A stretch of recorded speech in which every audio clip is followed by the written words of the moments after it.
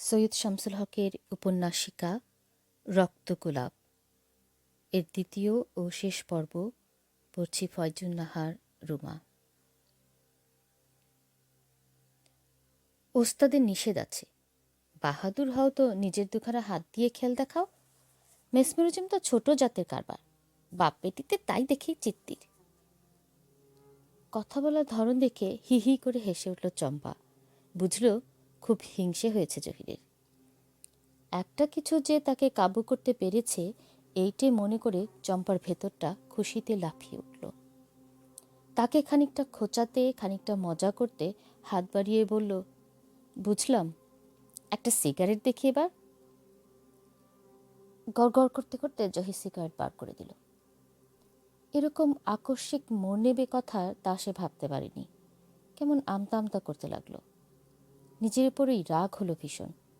তার উপর ঠোঁটের নিচে দাঁতের দাগ এখনো কালো হয়ে আছে।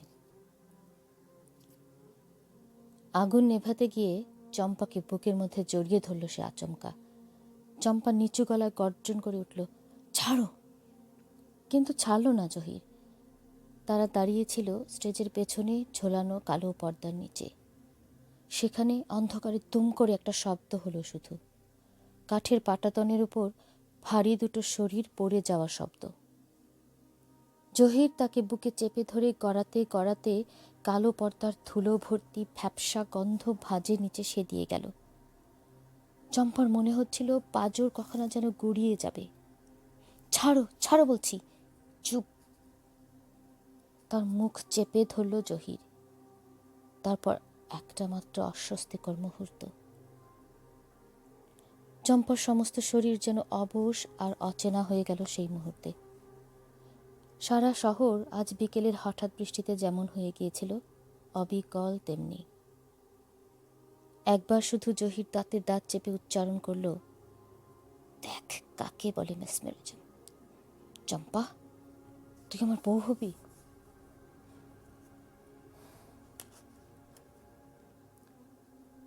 চম্পা সেখান থেকে বেরিয়ে এসে দেখলে আল্লাহ রাখা প্রফেসরের সম্মুখে নতমুখে বসে আছে।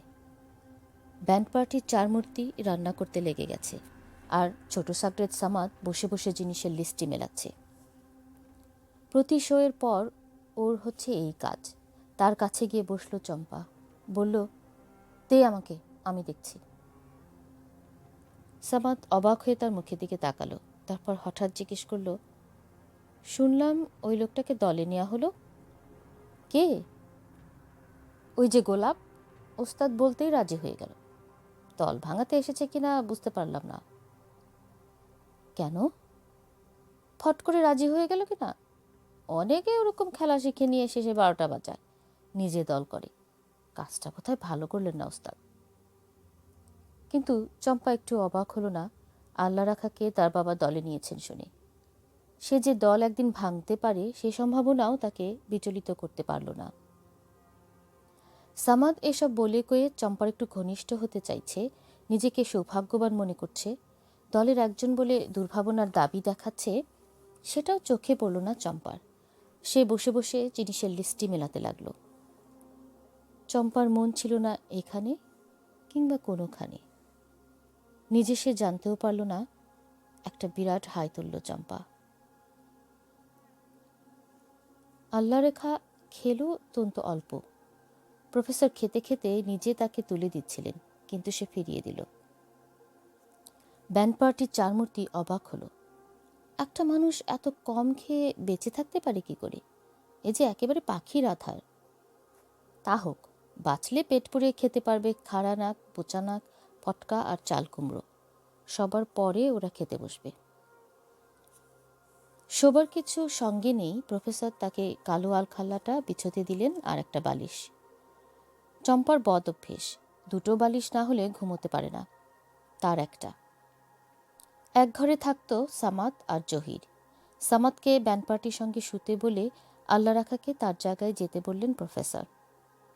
কিন্তু সে উত্তর করল, এইটুকু তো রাত। এই বলে সে বালিশ নিয়ে স্টেজের এক কোণে শুয়ে পড়ল। আস্তে আস্তে শেয়ালের ডাকে সাহস ফিরে এলো। তারা দল বেঁধে হাঁটতে লাগলো বড় সড়কে। দ্রুত রাস্তা পেরিয়ে বাঁশবড়ির এপার ওপার করতে লাগলো, যেন এটা তাদেরই রাজত্ব। চোখ জ্বলতে লাগলো, যেন কোনো জ্ঞানী মানুষ মজার ব্যাপার দেখে হাসছে। রাত চৌকিদারেরা ঘুমিয়ে পড়ল লাঠি হাতে টর্চ কোমরে গুজে, পথের এখানে ওখানে বসবার জায়গা খুঁজে নিয়ে। রেলিয়ার্সে পানির ট্যাঙ্ক থেকে টপ টপ টপ টপ করে পানি পড়তে লাগলো।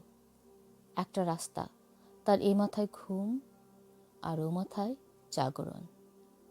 আল্লাহ রাখা একবার শেষ অবধি গিয়ে আবার ফিরে এলো এ মাথায়, আবার গেল, আবার ফিরে এলো, মাঝখানে দাঁড়িয়ে রইল। আবার চলতে লাগলো, গেল, ফিরে এলো, গেল, আবার ফিরে এলো। বালিশে মৃদু সুবাস, অনেক রাত ধরে পড়তে পড়তে জমেছে, জড়িয়ে গেছে। দু একটা দীর্ঘ চুল লেগে আছে এখনো। আল্লাহ রাখার ঘুমন্ত গালের নিচে সেই চুতো চুলগুলো শিরশির করে নদীর মতো সচল হয়ে উঠেছে। আর সেই সুবাস বোঝা যায় কি যায় না হয়তো নেই, কোনো ফুল গাছ পাতা কারো নয়, বোধহয় এরকম সুবাস থেকে আসে তার গোলাপের সুগন্ধ। আল্লাহ রাখা আবার সে রাস্তাটা দিয়ে বিহবলের মতো চলতে শুরু করলো। চোখ খুলে দেখল মাথার উপর ঝুঁকে পড়ে চম্পা দাঁড়িয়ে আছে, আর চম্পা দেখল স্টেজের এক কোণে ধুলো ভর্তি পাটাতনে কুকুরের মতো কুণ্ডলি পাকিয়ে শুয়ে আছে লোকটা। আল্লাহ রাখা তখন তার বালিশের পরতে পরতে জড়ানো সুবাসের কথা জানতে পারল। চম্পার মনে হলো লোকটার মতো একা আর কেউ নেই।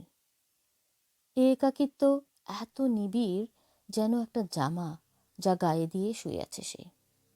তাই তার ইচ্ছে করলেও সে বেশিক্ষণ তাকিয়ে থাকতে পারল না, স্পর্শ করতে পারল না, কথা বলতে পারল না।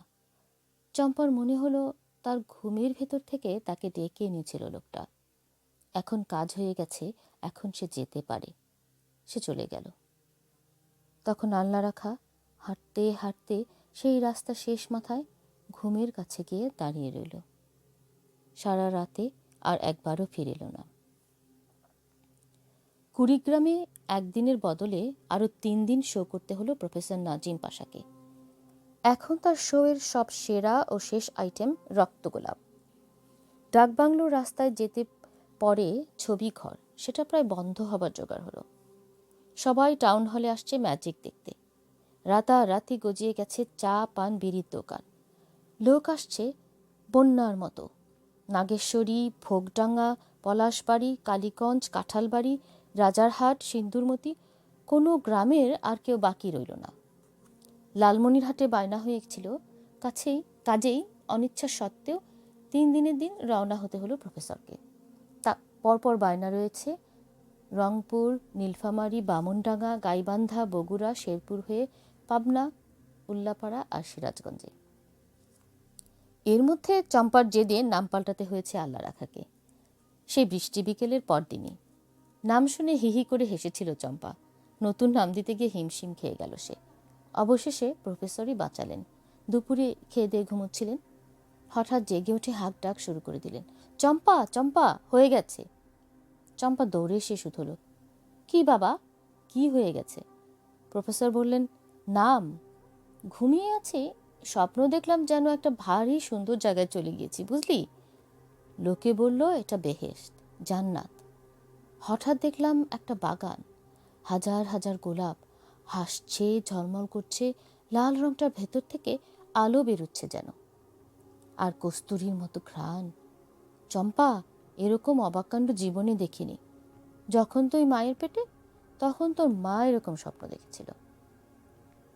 বলতে বলতে গাঢ় হয়ে এলো তার কণ্ঠ, উজ্জ্বল হয়ে উঠল তার চোখ। তিনি বলে চললেন, আমাকে জাগিয়ে তুলে তোর মা বলল, আমি বেহেশত দেখলাম স্বপ্নে। বলল, যদি ছেলে হয় নাম রাখবো ফিরদৌসি। চম্পা বেহেশতকে ফিরদৌসও বলে কিনা, তাই ওর নামটা পছন্দ হয়েছিল তার। চম্পা বলল, তার বদলে হলাম আমি। মা কি বলল তখন? তোর মার কি আর মনে ছিল? বলে, আমারই ছিল না। ফুটফুটি দেখে তোর নাম রাখলাম চম্পা। হঠাৎ আজ মনে পড়ল, কি আশ্চর্য, আল্লাহ রাখার নাম নিয়ে সকালে এত জল্পনা করলি, নাম রেখে দে ফেরদৌসি। কি বলিস? ওর খেলার সঙ্গে মানাবে ভালো। স্ত্রী যে নামটা একদিন পছন্দ করেছিলেন সেটা কাউকে দিয়ে দিতে যেন তার সংকোচ করছে। যেন ঘরের জিনিস না বলে না করে দান করে দিচ্ছেন। চম্পার মুখের দিকে তাই উদ্গ্রীব হয়ে তাকালেন তিনি, যেন চম্পা বললেই নিজের আর অপরাধ থাকে না। চম্পা বলল, চমৎকার, কি যে নাম রেখেছিল ওর বাবা মা, হাসি পায় না বাবা? চম্পা নিজেই গিয়ে খবরটা দিয়ে এলো আল্লাহ রাখাকে। বলল, আজ থেকে ফিরদৌসি বলে সবসময় ডাকা হবে, ডাকলে যেন সাড়া পাই। আচ্ছা, বেশ নাম। আল্লাহ রাখা তখন কোথা থেকে চামড়া এনে কালকের পুড়ে যাওয়া ড্রাম মনোযোগ দিয়ে মেরামত করছিল। সে রাতের শোয়ে সমস্ত আইটেম যখন শেষ হয়ে এলো, তখন প্রফেসর নাজিম পাশা স্টেজের মাঝখানে দাঁড়িয়ে একবার তালি দিলেন। তারপর ঘোষণা করলেন, ভদ্রমহিলা ও ভদ্র মহোদয়গণ, আমাদের শেষ আইটেম রক্ত গোলাপ। করতালিতে ভরে উঠল টাউন হল। সাত আসমান আর দো জাহানের লাখো কুদরতের এক কুদরত রক্ত গোলাপ। একটানা উচ্চকণ্ঠে আবৃত্তি করে যেতে লাগলেন প্রফেসর নাজিম পাশা। সারা দুনিয়ার বড় বড় জাদুকর, বড় বড় ম্যাজিশিয়ান, বড় বড় কুদরতি কামেল পর্যন্ত এই খেলা সন্ধান জানে না।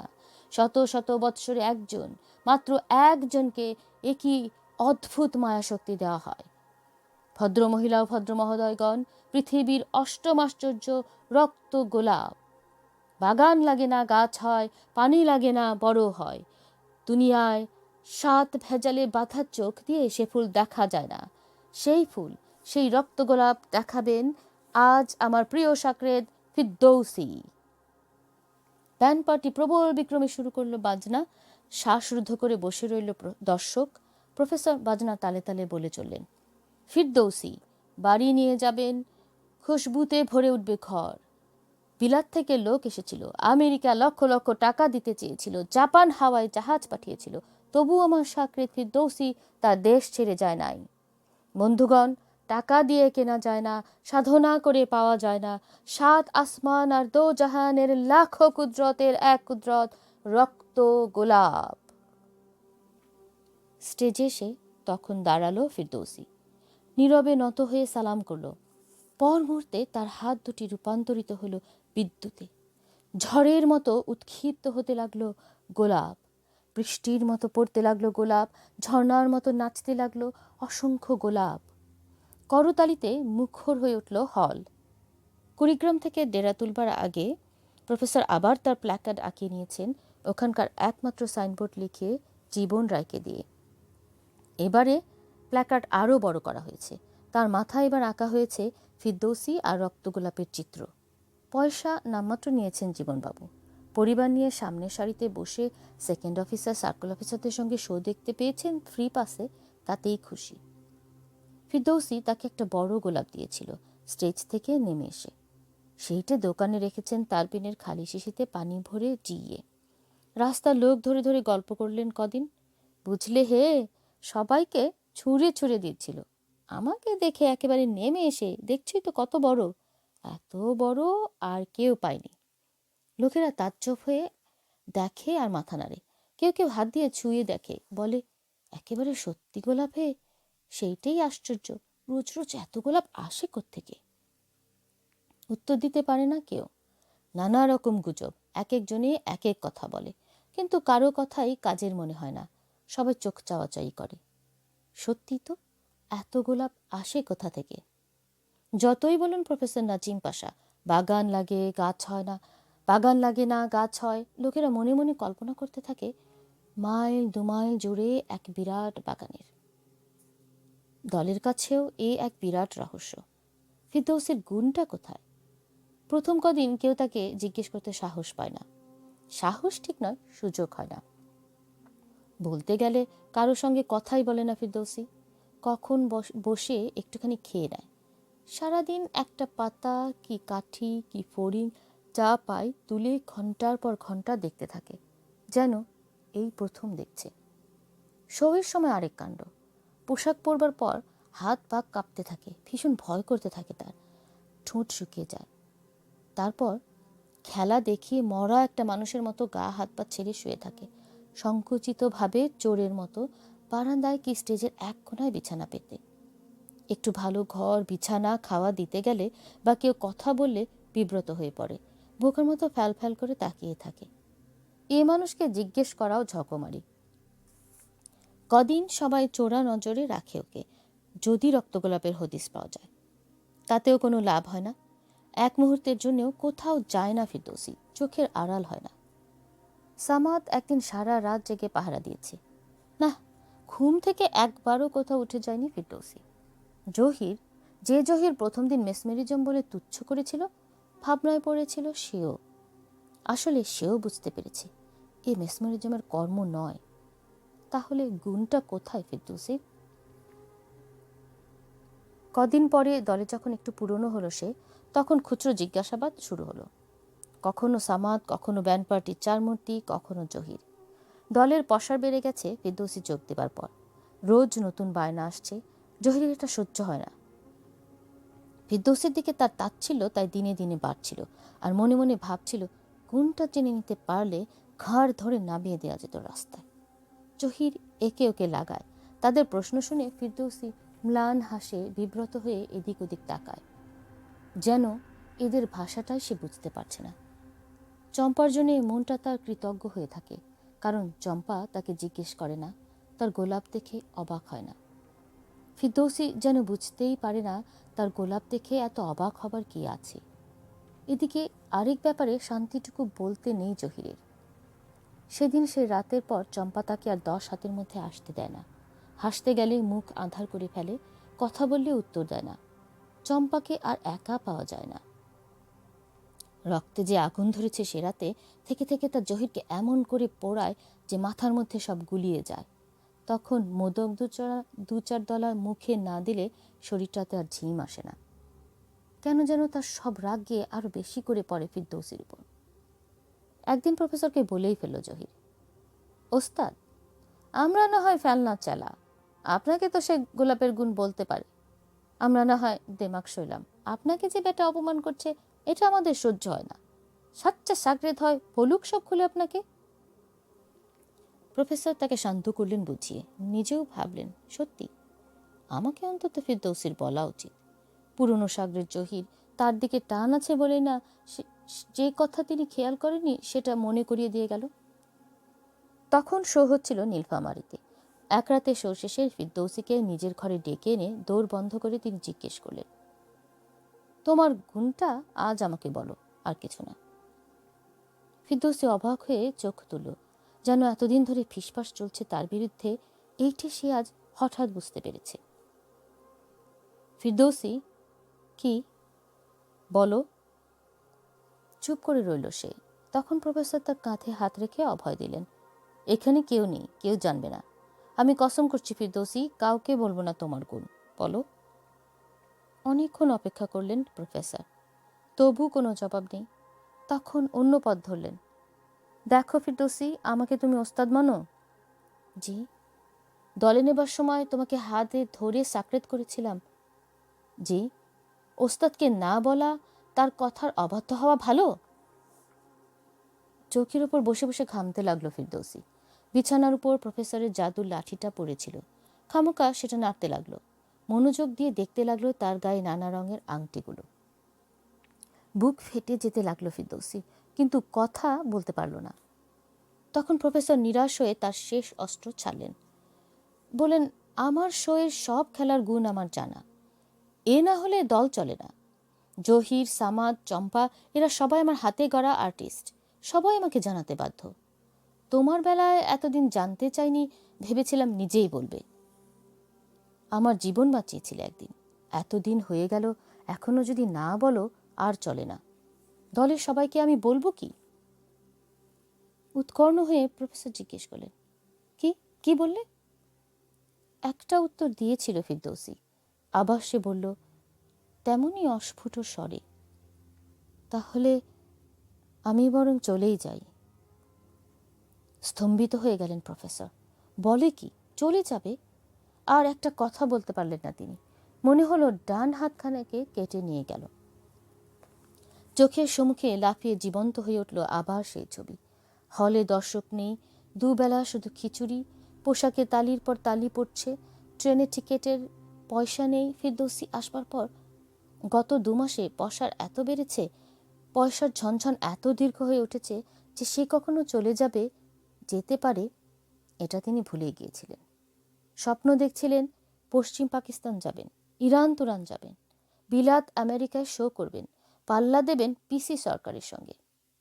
সব যেন দপ করে নিভে গেল ফিরদৌসির একটা মাত্র কথায়। ফিরদৌসি আস্তে আস্তে চৌকি ছেড়ে উঠে দরজা খুলে বাইরে মধ্যরাতের অন্ধকারে মিলিয়ে গেল। অসহায়ের মতো বোবা চোখে সেই অসম্ভব তাকিয়ে দেখলেন প্রফেসর নাজিম পাশা। চম্পা এ ঘরে এসেছিল, অবাক হয়ে থমকে দাঁড়ালো। বাবা নিঃশব্দে কাঁদছেন। বসে আছেন চৌকির ওপর, দুটো হাত হাঁটুর ওপর রাখা, কেঁপে কেঁপে উঠছে সারা শরীর। বাবাকে আজ কাঁদতে দেখে সত্যি অবাক হলো চম্পা, কারণ বাবা গত 2 মাসে একদিনও কাঁদেননি। চম্পা ভুলেই যেতে বসেছিল বাবার ওই শিশুর মতো কান্নার স্বভাবকে। আজ কেন যেন তার অশ্রু ভেতর থেকে ঠেলে বেরিয়ে আসতে চাইল। বড় দুর্বল মনে হলো নিজেকে। মনে হলো তার কেউ নেই। আর দাঁড়াতে পারল না সেখানে, দেখতে পারল না বাবাকে। চৌকাঠের বাইরে সে অন্ধকারে দাঁড়িয়ে রইল চম্পা। পটকা বিছানা বগল দাবা করে শুতে যাচ্ছিল। চম্পাকে ওভাবে দাঁড়িয়ে থাকতে দেখে দাঁড়ালো। উদ্বিগ্ন হয়ে জিজ্ঞাসা করল, কি? চম্পা তখন ম্লান হেসে উত্তর দিল, না রে, কিছু না, তুই ঘুমোগে, বড্ড গরম পড়েছে। চলে গেল পটকা। তখন আরও একা লাগলো চম্পার। আস্তে আস্তে প্রাণহীনের মতো বসে পড়ল সে টুলের ওপর। শেষ হাজারটা জ্বলছিল শেষ প্রান্তে জহিরদের কামরায়। ওদের শো হচ্ছিল হাই স্কুলে আমের বন্ধে। নিভে গেল। যেন লাফিয়ে পড়ল তৎক্ষণাৎ চারদিকের ওত পেতে থাকা অন্ধকার। স্কুলের সামনে বিরাট জামরুল গাছের পাতা সরসর করতে লাগলো। দূরে একটা লিচু গাছে ঢন ঢন করে বাজতে লাগলো বাদুর তারুয়া টিন। একটা কুকুর রাস্তার উপর বেরিয়ে এসে চারদিকে দেখল, মাটি শুকলো, তারপর জল জল কোটি কোটি তারার দিকে মুখ তুলে অবিকল মানুষের বাচ্চার মতো কেঁদে উঠল। ঘুমের মধ্যে জেগে উঠল চম্পা। বালিশ থেকে মাথা তুলে দেখে বাবা তার চৌকিতে অঘরেই ঘুমোচ্ছেন। নিচে মাটিতে রাখা হারিকেন জ্বলছে চোখ বুজে, আর কোথাও কোনো সাড়া শব্দ নেই। কিন্তু তবু কে যেন তাকে ডাকছে, শোনা যাচ্ছে না। বুকের ভেতর ঠেলে ঠেলে উঠছে নিঃশ্বাস। স্কুলের প্রায় সবগুলো দরজাই খোলা। অন্ধকারে তারা হাঁ করে আছে এক অমিত ক্ষুধা নিয়ে। তাদের প্রত্যেকের সামনে বাতি নিয়ে দাঁড়ালো চম্পা। এ ঘর সে ঘর খুঁজল, কিন্তু পেল না। লম্বা বারান্দায় কাঠের থামগুলো একের পর এক পেরিয়ে এসে নিরাশ হয়ে দাঁড়িয়ে রইল সে। আবার কেঁদে উঠল সেই কুকুরটা। আবার ঠেলে ঠেলে উঠল নিঃশ্বাস। আবার খুঁজল চম্পা। তখন পেল। একেবারে মুখের পরে মুখ রেখে ফিসফিস করে ডাকল, ফিরদৌসি। সে শুয়েছিল একা একটা ঘরে, শানের ওপর, বুক অবধি পা দুটো টেনে জড়সড় হয়ে। মাথা থেকে সরে গেছে বালিশটা। সেই রাস্তায় ঘুমের শেষ প্রান্তে দাঁড়িয়েছিল ফিরদৌসি। হঠাৎ বিহবলের মতো চলতে শুরু করলো। মাঝপথে সে থামল, বুঝতে পারল না কোন দিকে যাবে। ফিরে যাচ্ছিল, আবার থামল। তারপর এই মাথায় সে দেখতে পেল চম্পাকে।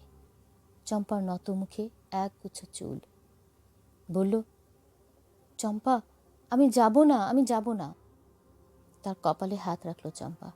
ফিরদৌসি সে হাত ধরে উঠে বসল। তখন বলল, কেন ওরা আমাকে জিজ্ঞেস করে? কি? আমি যে কিছু বলতে পারি না। আমি যেতে চাই না চম্পা।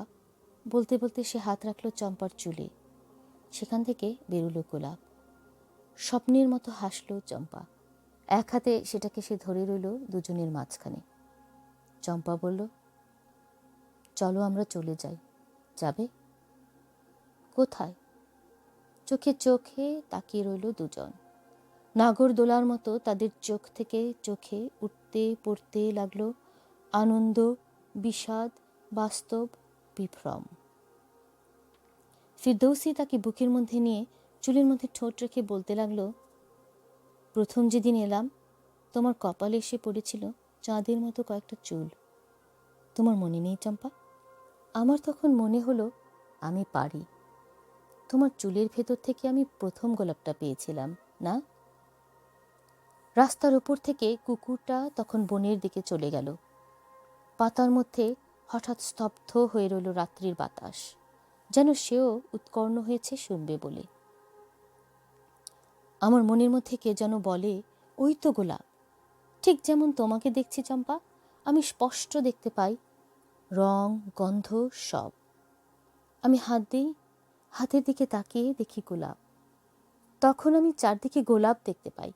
আমার মন বলে, হাত দিয়ে ছুলেই ওরা আমার হাতে এসে পড়বে। এ কথা কেউ বিশ্বাস করবে? চম্পা তার বুকের পরে মুখ রেখেই বলল, না। তোমার বিশ্বাস হয় না? হয়। তোমার বাবা জিজ্ঞেস করলেন, আমি বলতেই পারলাম না। চম্পা মুখ তুলে বলল, চলো আমরা যাই। কান্নার মতো করে উঠল ফিরদৌসীর মুখ। শুধু কেন চম্পা? আমার খুব দুঃখ, আমি খুব একা। আমি তো আর কিছু না, আমাকে ওরা আর্টিস্ট ছাড়া আর কিছু ভাবতে পারে না, বাবাও না। বাবার জন্য জহিরকে আমি কিছু বলতে পারি না। আমাকে মুক্তি দাও, আমাকে নিয়ে চলো তুমি। তখন ফিরদৌসী হাসল।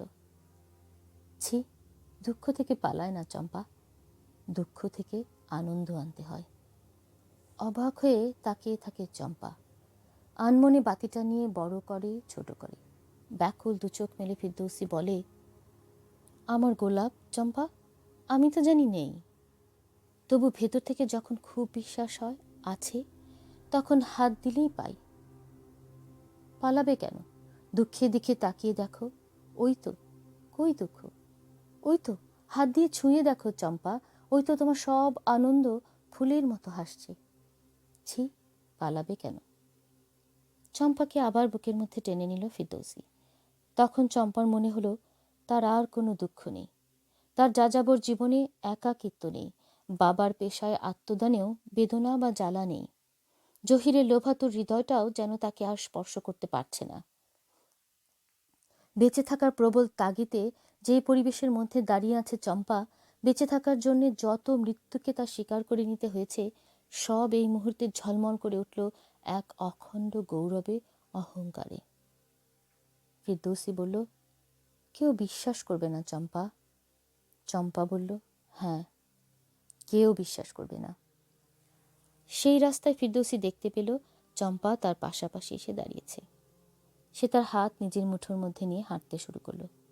এবার আর কোথাও থামল না, একেবারে শেষ প্রান্তে গিয়ে দাঁড়িয়ে রইল তারা দুজন।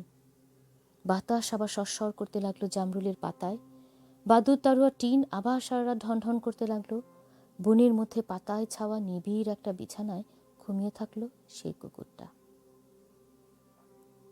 জহির বলল, আমি নিজে দেখছি ওস্তাদ, পটকা বোচানাক ওরাও দেখেছে। পাঞ্চতের সাধুপনা আজ আমি গলায় পা দিয়ে বার করবো, কুত্থাকাহিকা। প্রথমে দেখেছিল বোচানাক, ভোরবেলায় উঠে টিউবওয়েলের দিকে যাচ্ছিল, দেখে দরজা হাট করা, ভিতরে ফিরদৌসীর বুকে মাথা রেখে ঘুমিয়ে আছে চম্পা। প্রফেসরকে ঘুম থেকে জাগিয়ে তুলল জহির, চিৎকার করে বেলা মাথায় তুলে ফেলল, আমি আর এক দণ্ড নেই দলের সঙ্গে, এসব আমি দেখতে পারবো না। গোলাপের গুণ এত করে জিজ্ঞেস করলো, তবু বলল না।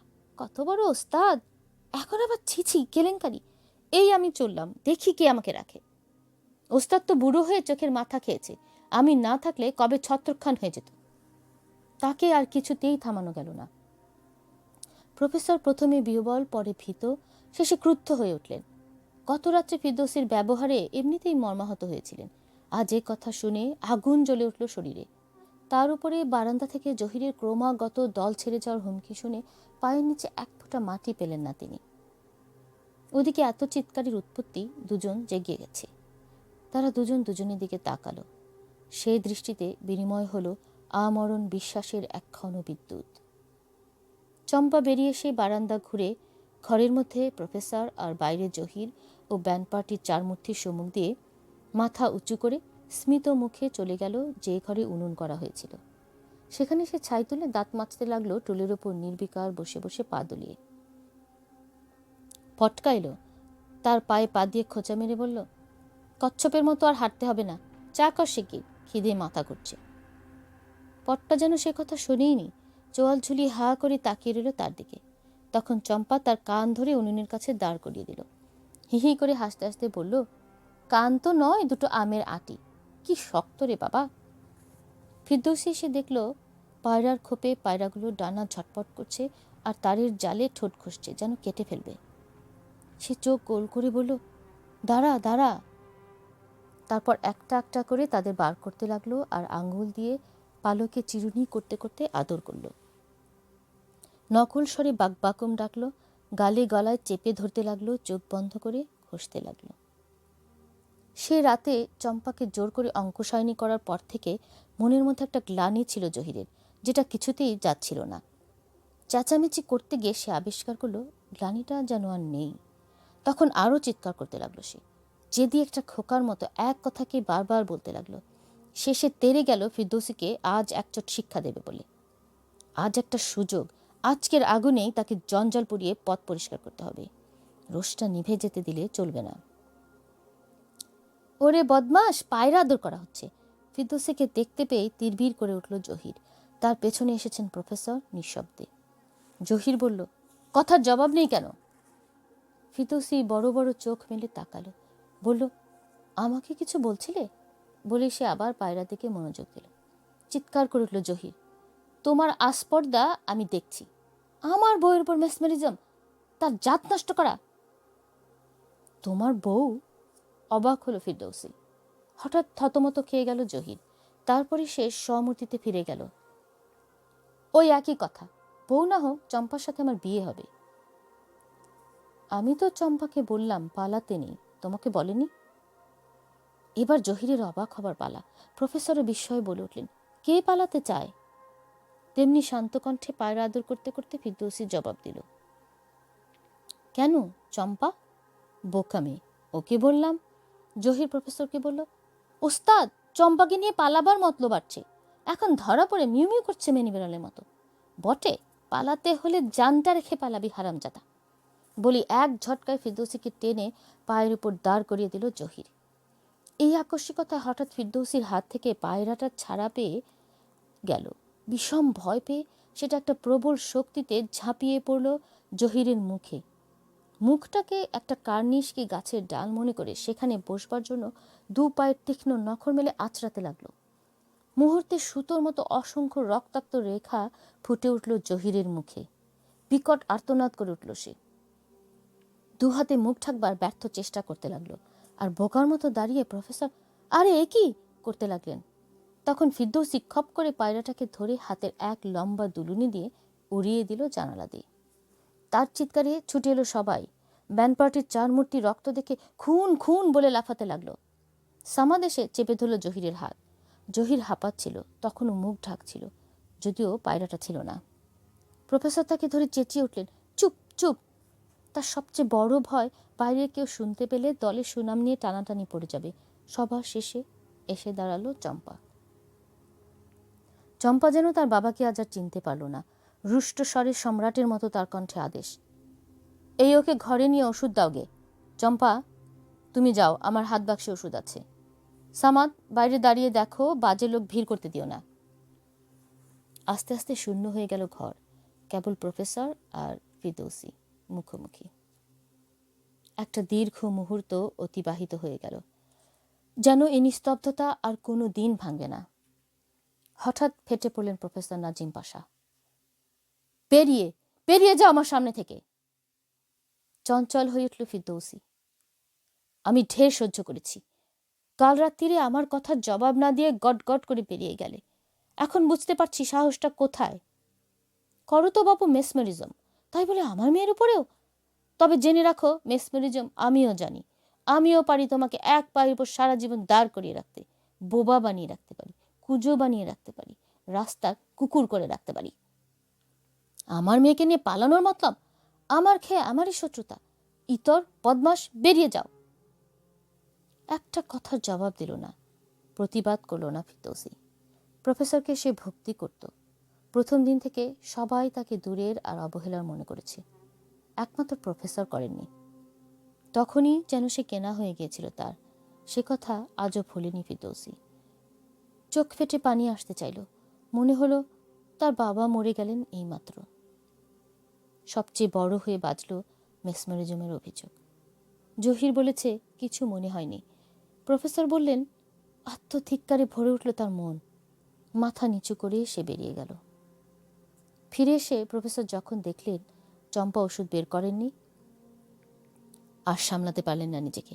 অন্ধের মতো চর বসিয়ে দিলেন গালে। চম্পা সে আঘাত সইতে না পেরে একটা হাতল ভাঙা চেয়ারের উপর মুখ থুবড়ে পড়ল। এতটা হবে ভাবেননি তিনি, কিন্তু হঠাৎ বিচলিত হতেও বাধল তার। তাই আরো গলা চড়ে চিৎকার করে উঠলেন তিনি, তুমি ভেবেছ কি আমার চোখের ওপর এত সাহস তোমার? তোকে আমি 7 টুকরো করে নদীতে ভাসিয়ে দেব, আজই বিয়ে দেব তোর। এত বড় সাহস! আমি মরে গেছি মনে করেছিস? পিটপিট করে চোখ খুলল জহির। ফিটকিরি দিয়ে মুখ ঘষে দিয়েছিল চাল কুমড়ো। কনকন করছে, ঝাপসা হয়ে আসছে চোখ। তবু তাকালো জহির। একটু জোরে কোকিয়ে উঠে জানান দিতে চাইল নিজেকে। বোধহয় তাতে কাজ হলো। প্রফেসর নতুন করে বলে উঠলেন, পালাবার মতলব দিচ্ছে সে তোরই কপাল ভাঙবার জন্যে। বাইরে জহির আবার কোকিয়ে উঠল, চাই না আমি কিছু। আমি এক মুহূর্ত আর থাকবো না। সব খেলা আমি ফাঁস করে দেব। দেখি কে আমাকে ঠেকায়, দেখি কোন শালা শো দেখে। আমি মানুষ না, না? চম্পা আমাকে অপমান করলো, সেদিন কিছু বললাম না। আর সহ্য করব না আমি। বেরিয়ে যাব, সব ফাঁস করে দেব। আমি কারো খাই না পড়ি। মহা ফাঁপড়ে পড়লেন প্রফেসর। জহির দল ছেড়ে চলে গেলে যে একেবারে পথে বসতে হবে তাকে। আর তার উপর যদি এক একটা খেলা সবার কাছে ফাঁস করতে থাকে, তো আর ভাবতে পারলেন না তিনি। চম্পাকে ধমকে উঠালেন, জহিরকে হাতে করে শেখালাম, পড়ালাম, সে কার জন্যে রে? আমার কি? দেখি আমি মরে গেলে কি খাস, দেখি তোর বার কদ্দূর। তারপর থপ করে চৌকির উপর বসে পড়লেন তিনি। চম্পা ভাবল, বোধহয় নিঃশব্দে আবার কাঁদছেন বাবা। চোখের কোণ দিয়ে দেখল, না, অপলক তাকিয়ে আছেন তার দিকে। চোখ ফিরিয়ে নিতে যাচ্ছিল। প্রফেসর বললেন, তোর বিয়ে দেব জহিরের সাথে, কোনো কথা শুনতে চাই না আমি। খাড়ানাক সে সময় এসে ভয়ে ভয়ে বলল, ওষুধটা? ও হ্যাঁ, ওষুধটা, বলে প্রফেসর তার হাত বাক্স থেকে মলমের কৌটোটা বার করে দিলেন। ফিরদৌসী যেতে পারল না কোথাও, যদিও যেতে ইচ্ছে করলো তার। কাঁদতে পারল না, যদিও কাঁদতে ইচ্ছে করলো। স্কুলের পেছনে পাঁচিলের ওধারে এককালে দালান ছিল, এখন শুধু ভাঙা ভিতটা আছে। সেখানে গিয়ে সে বসল। সারাদিন বসে রইল সেখানে। প্রফেসর তাকে মেসমরিজমের কথা বলে যে কষ্ট দিয়েছেন তার কোনো পরিমাপ নেই। তবু আঙুল দিয়ে ধুলোর উপর দীর্ঘ দাগ দিল, ছোট করল, একেবারে মুছে ফেলল। আবার নতুন করে আঁকল সে, আবারও সারা দিন। ব্যান্ডপার্টির চারমূর্তি কুলি ছেলেদের ঘাড়ে পোস্টার তুলে হ্যান্ডবেলের তারা নিয়ে বাজাতে বাজাতে বেরিয়ে গেল নিত্যকার মতো শহর পরিক্রমায়। সে বাজনা কানেও গেল না ফিরদৌসী। কেউ তাকে খুঁজতে এলো না। সারাদিনের ক্ষুধা তৃষ্ণা কেউ কাছে এলো না। শুধু কেঁপে উঠল ঠোঁট। নিজের সঙ্গে নিজেই কথা বলতে লাগলো ফিরদৌসী। আমি কি করেছি? আমি চম্পা, কেউ বিশ্বাস করবে না। আমি কি করেছি? একটা বেড়াল অনেকক্ষণ ধরে ঘুরঘুর করছিল তার সামনে। সবুজ চোখে তাকাচ্ছিল আর চোখ বুজছিল। সাহস করে যখন একেবারে কাছে এসে গলা তুলে ডাকলো মিহি করে, তখন তাকে কোলে তুলে নিল সে। পেটে পিঠে হাত বুলোতে বুলোতে বলল, কিরে হতভাগা, এত নাচ দেখাচ্ছিলি কেন? পিঠ উঁচু করে পায়ে পায়ে ঘোড়ায় তোর সার হলো। আমার কাছে কিছু নেই রে, কিছু দিতে পারবো না। তখন বিড়ালটা গড়গড় করে উঠল। ফিরদৌসী বলল, বললাম আমার কিছু নেই। আচ্ছা, এটা নিবি? বেড়ালটা তার হাতে অত বড় লাল গোলাপটা দেখে ভরকে গেল। চোখ বুঝলো এক মুহূর্তের জন্য, তারপর লাফ দিয়ে তীরের মতো পালিয়ে গেল। আর এলো না। হা হা করে হেসে উঠল ফিরদৌসী। হাসতে হাসতে দম বন্ধ হতে বসলো। শরীরটা সামনে ঝুঁকে পড়ল, তবু সে হাসি থামল না। তার দমকে চোখ ভরে গেল পানিতে, ঝরঝর করে পড়তে লাগলো গাল বেয়ে। তারপর হাসিটা বন্ধ হয়ে গেল, শুধু পড়তে লাগলো পানি। আবার অভিমানটা সচল হয়ে উঠল বুকের ভেতরে। কুমড়ে মরতে লাগলো প্রফেসরের তিরস্কারগুলো। অবধের মতো কয়েকবার মাথা নাড়ল ফিরদৌসী। হাতে গোলাপটা দেখল। আনমনে একটা পাপড়ি ছিল তার, তারপর আরেকটা, এমনি করে সব কটা ছিঁড়ে ছিঁড়ে উড়িয়ে দিল বাতাসে। তারা পায়ের কাছে নিঃশব্দে এসে পড়তে লাগলো। যখন শেষ হয়ে গেল, আরেকটা গোলাপ বার করলো সে ভিতের ফাটল থেকে। তারাও সব পাপড়ি বসে বসে ছিল সে। আরেকটা বার করলো। তখন যেন নেশায় পেয়ে বসলো তাকে। একে একে 786টা গোলাপ কখন সে বার করলো এখানে ওখানে স্পর্শ করে, আর তাদের পাপড়ি ছিল। পায়ের কাছে পাহাড় হয়ে উঠল রক্তগোলাপের ছেঁড়া পাপড়িতে। আবার যখন হাত রাখল তখন আর গোলাপ পেল না। তখন মনে পড়ল 786টা হয়ে গেছে, আজ আর আসবে না। তখন মনে পড়ল কেউ বিশ্বাস না করুক, কেউ তাকে ভালো না বাসুক, একজন তাকে বিশ্বাস করে, একজন তাকে অবহেলা করেনি। তার চোখের সামনে ভেসে উঠল চম্পার কপালে দুলতে থাকা চাঁদের মতো একগুচ্ছ চুল। তখন সে উঠে দাঁড়ালো। চারদিকে সূর্য শেষের অন্ধকার। হাঁটতে লাগলো ফিরদৌসী। সে ফিরে আসতে লাগলো স্কুলের দিকে। কাউকে জিজ্ঞেস না করে বেউকিফের মতো টিকিট ঘরের জানালা খুলে বসেছে পটকা আর চালকুমড়ো। চেহারা ভব্য করে টিকিট বেচতে শুরু করেছে। বিক্রিও হচ্ছে রমরমা, দিয়ে কুলান নেই। অথচ ওদিকে সাজঘর অন্ধকার। দরজা দিয়ে লোক ঢুকছে। এখানকার যারা বায়না করে এনেছিল তাদের লোক গেটে গেটে দাঁড়িয়ে টর্চ জ্বেলে পথ দেখাচ্ছে। কেউ বলছে, দেখবেন মা বোনেরা, ওখানে একটা গর্ত আছে, এই ভাগো ভাগো হিয়াছে। দরজায় খিল দিয়েছে চম্পা, আর খুলছে না। জহির আর সামাদ ডেকে ডেকে সারা হলো, সাড়া পেল না। গলা তুলতে পারল না, দরজা ভাঙতে পারল না, পাছে লোক জানাজানি হয়ে যায়। আর প্রফেসর সেই দুপুর থেকে শুয়ে শুয়ে কাঁদছেন, কাউকে চোখেও দেখছেন না। কথা বলবার শক্তিটুকুও যেন হারিয়ে ফেলেছেন তিনি। চম্পা তার মুখের উপর বলেছে, না, এ বিয়ে আমি চাই না। চম্পা, না না না। সেই মুহূর্তে যেন প্রফেসর চম্পাকে নতুন করে দেখেছিলেন। মিস চম্পা, প্রাচ্যের সেরা রূপসী, যার অঙ্গুলি হেলনে আকাশের বিদ্যুৎ স্তম্ভিত হয়। সে নয়, তার মেয়ে চম্পা। তখন বড় ক্লান্ত মনে হলো নিজেকে। এক পা গ্লানিতে ডুবে গেলেন তিনি। অপরাধীর মতো মাথা নত করে দাঁড়িয়ে রইলেন। চম্পা চলে গেল পাশের ঘরে দৃপ্ত পা ফেলে। গালে তার 5টা আঙুলের ছাপ নীল হয়ে ফুটে রয়েছে তখনও। ফিরদৌসী, বিদ্যুতের মতো তার মুখটা চোখের সামনে ভেসে উঠল প্রফেসর নাজিম পাশা। প্রফেসর জেসি দত্ত সাকরেদ মোহাম্মদ নাজিমউদ্দিন ভূঁইয়া, যিনি 12 বছর আগে নিজেই দল করেছিলেন তার। চমকে উঠলেন তিনি, যেন সরে গেল স্টেজের উপর থেকে কালো পর্দা। দেখতে পেলেন নিজেকে, জহিরকে, চম্পাকে। ফিরদৌসী আসবার আগের মুহূর্ত পর্যন্ত যা ছিল গোপন, সে এলো আর তা বেরিয়ে পড়ল।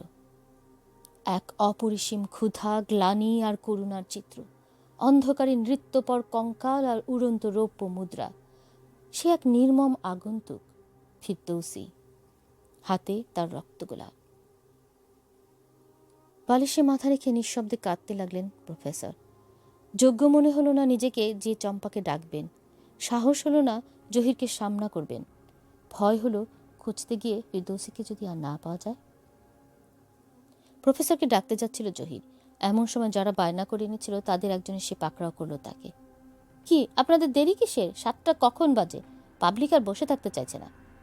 জহির কোনোরকম উত্তর দিল, এই 1 মিনিট। লোকটা চলে গেলে দৌড়ে সে প্রফেসরকে ধাক্কা দিয়ে জাগালো। ওস্তাদ, শোর টাইম হয়ে গেছে। চম্পা দরজা খুলছে না। টিকিট বিক্রি হয়ে গেছে ওস্তাদ। দাঁতে দাঁত চেপে চাপা গলা চেঁচিয়ে উঠল জহির। প্রফেসর অস্পষ্টভাবে একটা হাত নাড়লেন। জহির আবার তাকে ধাক্কা দিল, ডাকলো, ওস্তাদ, পাবলিক বসে আছে, আধা ঘন্টা হয়ে গেছে। প্রফেসরের হাতখানা অসাড় হয়ে পড়ে গেল বিছানায়। ব্যান্ড পার্টির 4 মূর্তি শো শুরুতে বাজাবার জন্য একটা গজ জানতো মিনিট 15। সেটা 2বার বাজালো। তবু যখন পর্দা উঠল না তখন ঘাম ছুটল তাদের সারা শরীরে। পর্দার একপাশে দর্শকদের দিকে আর হয়ে তারা বসেছিল। তাদের ক্রমে অসহনীয় হয়ে উঠতে দেখে তারা ঘন ঘন তাকাতে লাগলো পর্দার দিকে আর ঢোক গেল। গজটা যখন 2বার বাজানো হয়ে গেল, থামলো, তখন এক মুহূর্তের জন্য নিস্তব্ধ হয়ে গেল হল। সবাই ভাবল বাজনার এই বিরতি বোধহয় পর্দা ওঠার ইঙ্গিত। কিন্তু তা যখন হলো না তখন দ্বিগুণ অস্থির হয়ে উঠল লোকেরা। ছোকরারা শীষ দিতে লাগলো। মেয়েদের মধ্যে বাচ্চারা কেঁদে উঠল তারর স্বরে। ভ্যাবা চাকা খেয়ে ব্যান্ড পার্টির 4 মূর্তি কঙ্কাল নৃত্যের সঙ্গে বাজাবার গতটা শুরু করে দিল চড়া পর্দায়। তখন হঠাৎ পর্দা উঠল। লোকেরা অন্ধকারের মধ্যে প্রথমে কিছু ঠাহর করতে পারল না। ব্যান্ড পার্টির 4 মূর্তি অবাক হয়ে গেল শো এর শুরুতে প্রফেসরের বদলে জহিরকে দেখে। তার মুখে পায়রার আঁচড়ের দাগগুলো পাউডারেও ঢাকেনি। এক অজানা ভয়ে ভিতরটা হিম হয়ে গেল চারমূর্তির। কিছু বুঝতে না পেরে আচমকা বাজনা থামিয়ে দিল তারা। জহির এগিয়ে এলো না। স্টেজের প্রায় পেছনে পর্দা ঘেঁষে দাঁড়িয়ে সে কি বলল শুনতে পেল না কেউ এক বর্ণ। চেঁচিয়ে উঠল সবাই, লাউডার প্লিজ, লাউডার প্লিজ।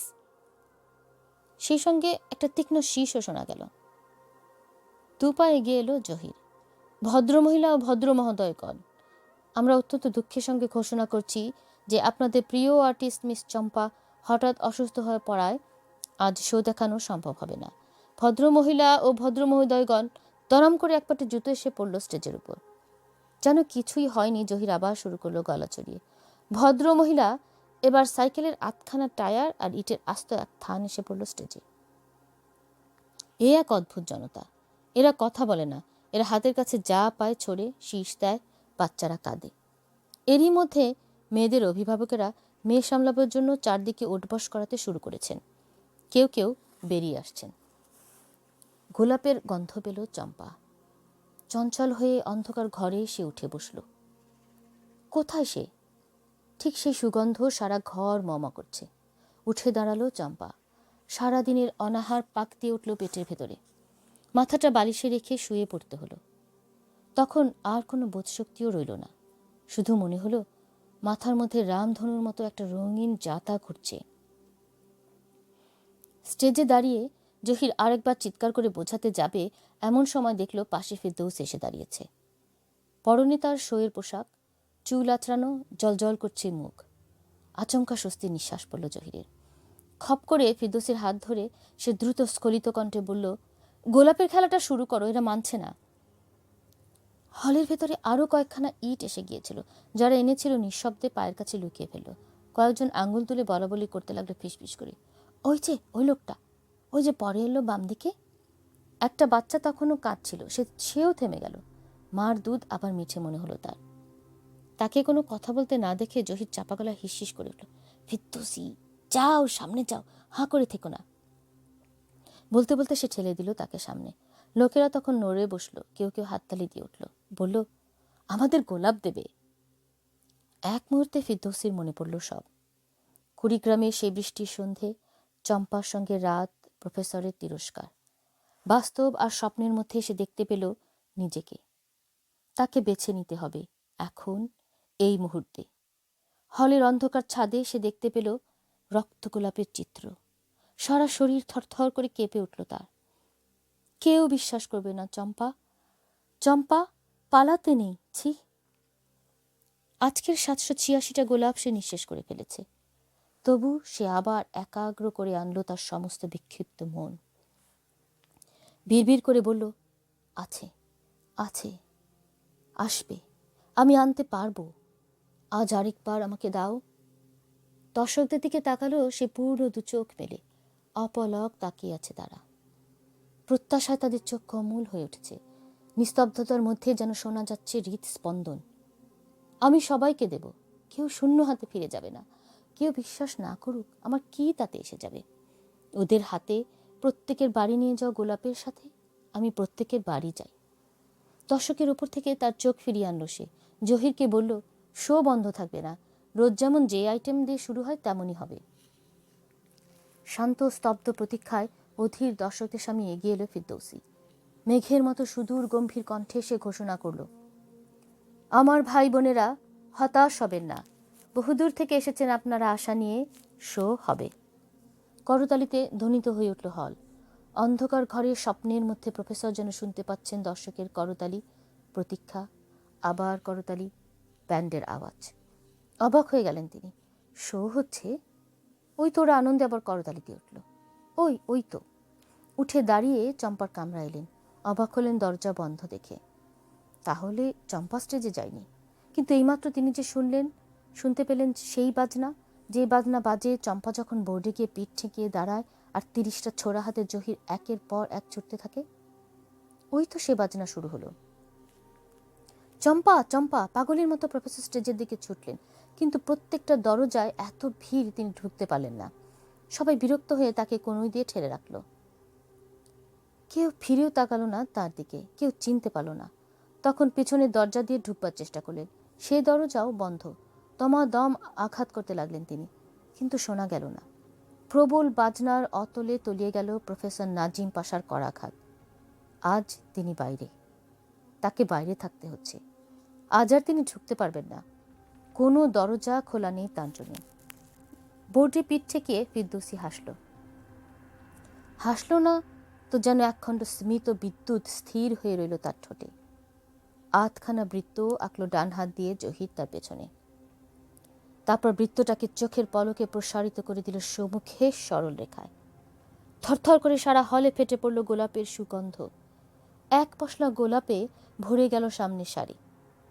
করতালি আর উল্লাসে বধির হয়ে গেল শ্রবণ। প্রথমে বিহ্বল, পরে নিজের কৃতিত্বেই মুগ্ধ হয়ে গেল জহির। দ্রুত সে দ্বিতীয়টি হাতে নিল। নেশার মতো এক সববোধ অন্ধ করা অনুভূতিতে মাতাল হয়ে উঠল তার হাত। দরজার খিল খুলে ফেলল চম্পা। এতক্ষণ তার ঘরে যে সুগন্ধ ছিল গোলাপের, হঠাৎ এক বাতাসের দমকে যেন তা পরিষ্কার হয়ে গিয়েছে। কি হলো? এত করতালি কেন? সারা হলে তখন পশলার পর পশলা গোলাপে বৃষ্টি হচ্ছে। ফোয়ারা থেকে শিকড়ের মতো উৎক্ষিপ্ত হচ্ছে গোলাপ। গাঢ় থেকে গাঢ়তর হচ্ছে সুগন্ধ। ভারী হয়ে আসছে বাতাস। এক আশ্চর্য জাদুর সন্ধান পেয়ে লোকের কণ্ঠে মুহুর্মুহু ধ্বনিত হচ্ছে অভিনন্দন। 27, 28, 29, 30। শেষ ছোড়াটা জহিরের হাত থেকে যখন উড়ে গেল, তখন গোলাপ ছাড়া আর কিছুই দেখা গেল না সারা হলে। যেন গোলাপের ঝড় উঠেছে। রাশি রাশি গোলাপ উড়ছে, ছিটকে পড়ছে, ডুবিয়ে দিচ্ছে। গোলাপ আর গোলাপ। এমনকি সারা স্টেজেও আর কিছু দেখা যাচ্ছে না, শুধু অগণিত গোলাপের রং আর সুগন্ধ। সমুদ্রে জলোচ্ছ্বাসের মতো করতালির মধ্যে নেমে এলো পর্দা। দৃশ্য আড়ালে চলে গেল, আর দেখা গেল না। তবু সে করতালি থামল না সপ্তমে ওঠা ব্যান্ড পার্টির সুর, থামল না প্রফেসরের অবিশ্রান্ত করাঘাত। চম্পা জানতেও পারল না 786টি গোলাপ ফুরিয়ে গেলেও ফিরদৌসী আজ আবার গোলাপ আনতে পেরেছে। পর্দার সঙ্গে সঙ্গে বোর্ড থেকে ফিরদৌসী আস্তে আস্তে বসে পড়ল তার পায়ের উপর, যেন সিজদা দিতে যাচ্ছে। হঠাৎ দ্রুততা এলো তার ভঙ্গিতে, যেন এক মুহূর্ত সময় আর নেই। গোড়ালির উপর বসবার আগেই মাথা নত হয়ে এলো তার। সেখানে নিজের রক্তের স্রোতে মুখ থুবড়ে পড়ে রইল রক্তগোলাপের জাদুকর ফিরদৌসীর প্রাণহীন দেহ।